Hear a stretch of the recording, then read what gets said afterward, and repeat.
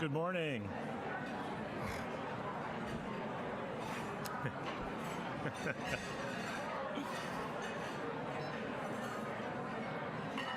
Good morning, everyone.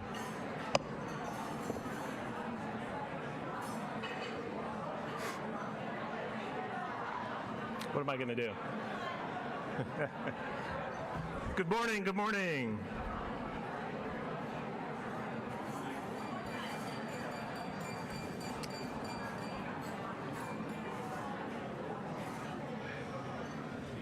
Good morning, everyone. My name is Jeff Gold, and I'm the Assistant Vice Chancellor of Student Success Strategic Initiatives with the Chancellor's Office. And it's my distinct pleasure to welcome everyone to Day 2 of the Graduation Initiative 2025 Symposium here at beautiful San Diego State University. For those of you online, we can't see you, we can't hear you, but we certainly feel your energy. Thank you for joining us. For those of you who had a second to look at the agenda or have not looked at the agenda yet, you may be asking yourselves, how in the heck do we top Day 1? Pretty impressive, huh? I don't know about you folks. Yep. But I spent a lot of time last night thinking and decompressing after such an amazing day. I can assure you that we have a terrific lineup for you today with wonderful presentations. But before we get started, as I look around the room and I look into the eyes of so many colleagues that I get to work with day in and day out, certainly we have expertise on our panels coming up with the speakers coming, but for me, the real expertise is around this room. This is where the hard work is done. This is where the dedication, the commitment happens. On behalf of the Chancellor's Office, thank you all so much for making this your life's work and for all that you do for the CSU. Please join me in giving yourselves a round of applause.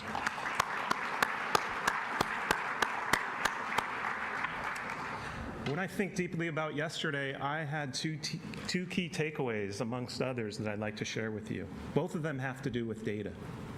The first one has to do with the importance of really thinking deeply about our data and humanizing it.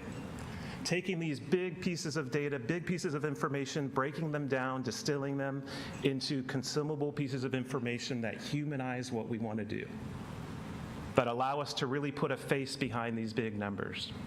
We heard that in Tim Rennick's presentation. Just about every slide at Georgia State had this theme. We heard it as well from Ryan Smith from the Ed Trust as he talked passionately about equity. The second key takeaway I had from yesterday was about the importance of moving from insight to action. So it's one thing to get that information, it's a more important altogether to take that information and to do something with it meaningful for our students.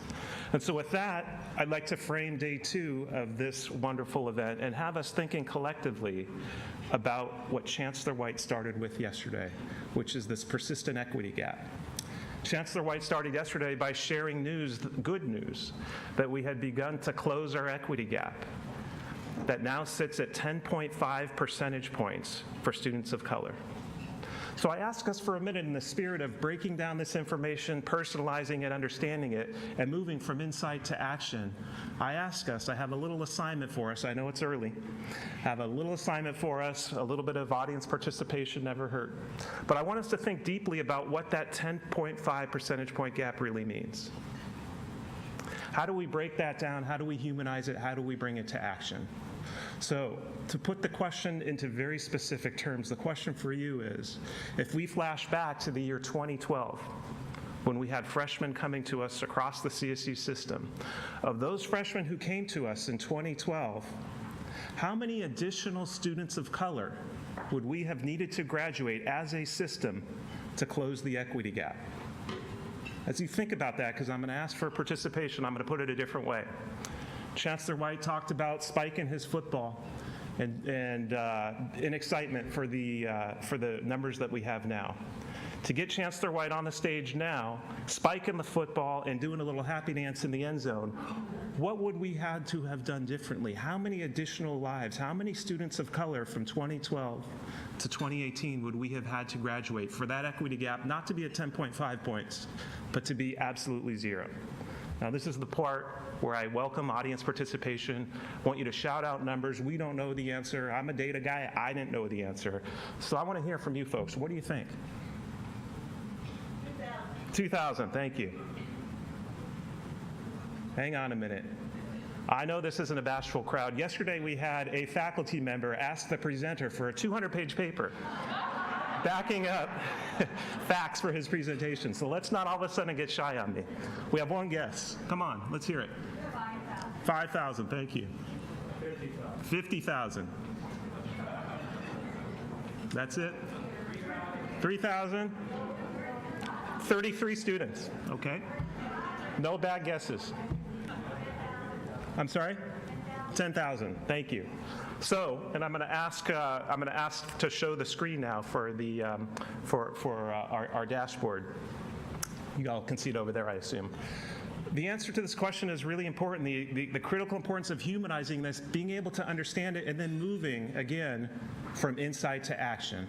So we have a series of dashboards that many of you are familiar with. Many in this room use it, and your colleagues use it across the system to answer questions just like these. We have a brand new equity gap dashboard here in the right corner that's going to help us to answer that question. So when I click on the equity gap dashboard, it presents us with 4 additional questions, which you see here. The first one is the answer to the question I asked you just now. So again, what would it have taken? How many additional students of color would we have needed to graduate? Now, yesterday they had all this fancy music. I could really use a drum roll. I know we don't have a drum roll, but let's find the answer to that question by clicking this button here. And we see 2,665 students. Pretty amazing, and I know some of you are congratulating yourselves for being close. But amazing, think about that for a minute. 2,665 students. Each one of those grad caps represents 10 additional students of color, for whom if we had served better, if they had graduated, we would be celebrating in a little bit different style than we are today. So this is step one. This is the way of personalizing, humanizing our data so that we can really understand what's behind it. Step two, as we talked about before, is beginning to move from insight to action. And for that, I want to take a look behind the scenes. When these students came to us from different walks of life, from different parts of the state, came to us wanting a degree, what was their discipline at entry? How do we get to know more about who these students are? So when I click this button here, we can see this data start to disaggregate in front of our eyes and come to us and tell us that these are the very areas where we need to focus. We need to start looking at students who come to us with who are undeclared. We need to start to look at some of the bigger disciplines like business engineering. The magic of disaggregating the data this way is it allows us to have conversations with specific department chairs, faculty, staff who are in these areas that we haven't had before. We take this big number of 10.5 points, which we don't really fully comprehend, and we can see that there are real students behind these. This is powerful. Now, I know what some of you are thinking, Jeff, that's easy for you to say. You're in the chancellor's office, you have no students, you don't graduate anyone, you don't teach anyone. What about the campuses? And you're right. So I'm going to show what that number looks like. We have it for every campus at Bakersfield. No drum roll for this one. At Bakersfield, it's 68 students. 68 students. I'm guessing, excuse me, I just switched to, We approved that. yeah. There you go. I moved to Chico. There you go. You're not off the hook. You have another 9. 68 students at Bakersfield, right? I think if I asked that campus, do you think that's possible? Do you think you can hit those numbers? I think everyone, they're shaking their heads right now, would say absolutely. And again, bringing this insight into action, we click this button here to see where those students reside. Which majors, which colleges should we focus on? Which departments? And we see at the bottom here, we have pre-nursing, we have chemistry, we have different areas. And so this becomes a lot more actionable. These are conversations that we can have with our faculty, with our staff, and our students. This is the intentionality that is needed. And so as we think about data, as we think about this intentionality, we also think about leadership across the system. You think about your roles. You think about the commitment, the dedication, the vision. You think about everything that is needed, the courage of leadership. And with that, I can't think of anyone else that epitomizes those qualities and more as the chairman of the board of the CSU trustees who's here with us today. Please welcome and join me in welcoming the chairman of our board of the CSU trustees, Mr. Adam Day.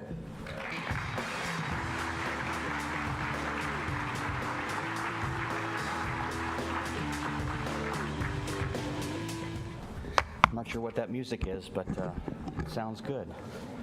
Thank you, Jeff, for that introduction. And thank you all for being here. You know, I jumped in my car this morning and Bluetooth automatically connected my Pandora, and the first song that popped up was Beethoven's Fifth. And of course, we've all heard that numerous times, and I thought to myself as I'm listening, what an incredible composition that can be overlaid on the hard work and all the emotional investment of Graduation Initiative 2025. So I now have a new nickname for Dr. Blanchard and Dr. Miner. You're our Beethoven of the CSU. Before I begin, I'd like to take a moment to thank the faculty, staff, and students who are here with us today and those watching live stream for your unwavering commitment to student success. All of your tireless work and dedication is powering this Grad Initiative 2025 forward in the right direction. And all of you, again, deserve a round of applause.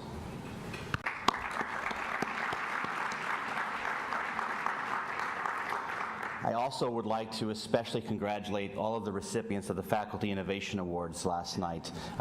They are doing the hard work day in, day out on each campus, in each classroom to create these new programs and innovative techniques to help us achieve our results. So thank you to the faculty especially.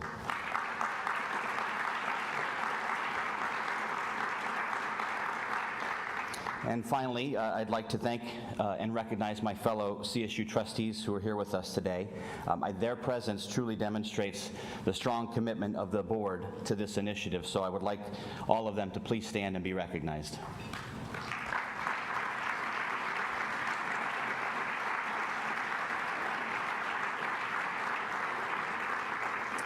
I will say it is an honor to work with distinguished and such distinguished leaders.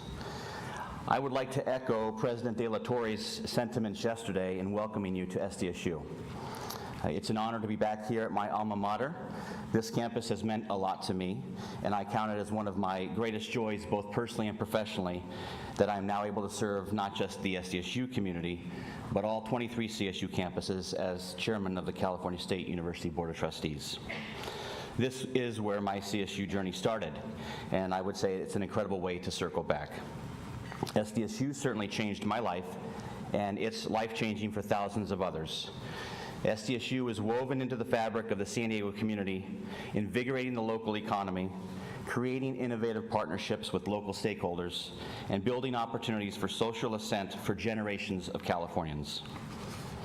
Since I was appointed to the board just 4 years ago, I have had the honor of visiting many other campuses. In fact, 22 of the 23, with the 23rd coming in just 2 weeks. And I can tell you, the story is the same everywhere I go. So what do I hear when I visit each campus? I hear that the CSU drives California. I hear that the CSU strengthens communities. And I hear that the CSU changes lives.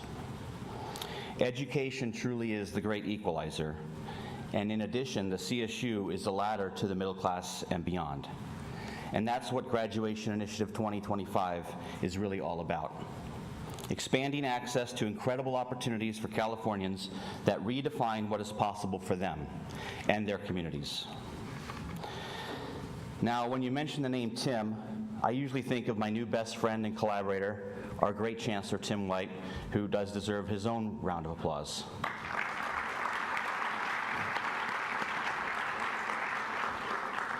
Despite that, after yesterday's presentation, my new Tim is the one from Georgia State. What a compelling presentation that was, truly remarkable. Just like Georgia State mascot, Pounce the Panther, our collective team at the CSU has pounced upon this challenge with characteristic gusto. The numbers Dr. Miner announced yesterday illustrate just that. In the past 4 years, four-year graduation rates have increased 12%. That's phenomenal, 12%. That's thousands more lives changed in just 1 year. Thousands more graduates equipped with a high-quality CSU education prepared for a lifetime of success. And as you've heard, in 1 year, the equity gap for underrepresented minority students has decreased by 14%. Again, this is changing lives, literally. Dr. Blanchard used a very important word yesterday, intentionality. Graduation Initiative 2025 has been and will continue to be an intentional top priority for your CSU Board of Trustees. It is a priority for our students' success, and it's a priority because California's future depends upon it. As we all know, our state is predicted to face a 1.1 million degree shortfall by 2030. CSU is committed to helping 500,000 students earn degrees by 2025, meeting our share of the degree gap. Those numbers are a testament to all of your hard work and ingenuity, but there's more work to be done. To keep the momentum going, we will need continued, intentional investment from the state. Our preliminary budget request for next year includes another $75 million to support the third year of the Graduation Initiative, which will allow for more faculty, more classes, and provide students with more of the support services that they need to succeed. And in the coming months, we will be making our case in Sacramento that intentional, continued investment in student success is an investment in California's future. With our rapidly changing workforce and marketplace, what some call the innovation economy, this is now more important than ever. In California, much like every other field, we are national trailblazers for higher education, and the rest of the country looks to us for leadership and direction. We must accept that challenge to take our position not just as part of the national student success movement, but as the leader of it. For the nation's largest university system to lead such an ambitious, bold effort to rethink higher education and to succeed, our progress is making a statement. Prioritizing equity and inclusivity in education works. We must keep going forward. So I would like to close my remarks by saying thank you. Again, thank you to you and your colleagues on each and every campus for doing the hard work to get us even closer to some very ambitious goals. I wish you the best as you come together again today to share, learn, and collaborate. And please always remember, students are at the center of all that we do at the California State University, and their success depends on all of us. Thank you.